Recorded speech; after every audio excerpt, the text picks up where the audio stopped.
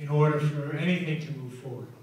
That said, I don't believe that just doing a portion of the lake is proper. We need to do the whole thing. The first point I'd like to make is quote-unquote background. If you look through the technical documents, there's any number of places where they refer to background. The background is not in the lake is not any different than background. The numbers in this part of the lake aren't. Well, what was background? I spent a fair amount of time looking through the documents trying to determine what they used to establish background. That's a fairly common practice in environmental studies, and there are very specific rules and regulations in the state program, under the state technical regs, on how you do that. So, how'd you do it, guys? Couldn't find anything.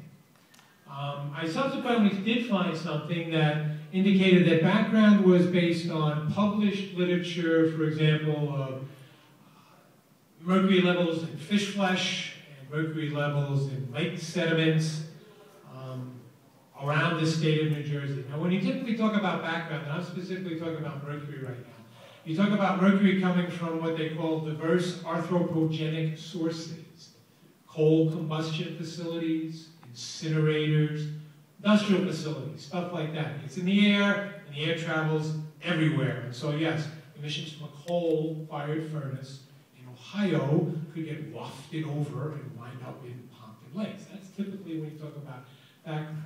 But Pompton Lakes is distinctly different than any of those. Pompton Lake, about a half mile up the hill, you had Dupont manufacturing mercury fulminate. And they did that for decades. Now, mercury fulminate in the production process, there had to be stacks on the buildings where the mercury fulminate was manufactured. There had to be vents on the tanks where materials of the mercury fulminate was stored. There had to be atmospheric mercury emissions from Dupont. You can't get around that. Those winding up in the lake are a given. So if you just write it off to say, well, the lake isn't any much different than some lakes down in South Jersey, or something, that's just, it doesn't cut technical mustard. The other thing that's glaringly absent in the data that was used is any attempt at all to date the age of the sediment. Sediment gets laid down over time in the lake, and over time, years, decades, the levels of sediment can build up in the bottom of the lake. There are any number of techniques that are commonly used. Radioisotope dating, for example, that can be used to establish the age or approximate age when those sediments were laid down. Therefore, the contaminants found in those sediments were laid down at the same time. It allows you to establish what went on sequentially in a lake.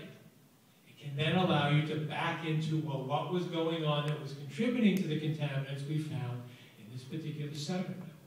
That's very common to do that in complex studies when you're looking at a lake. Wasn't done. Like I said, very conspicuous by its absence. So for anybody to make any statements about this much came from here and that much, you can't do it. There's no technical basis in the documentation that I've seen.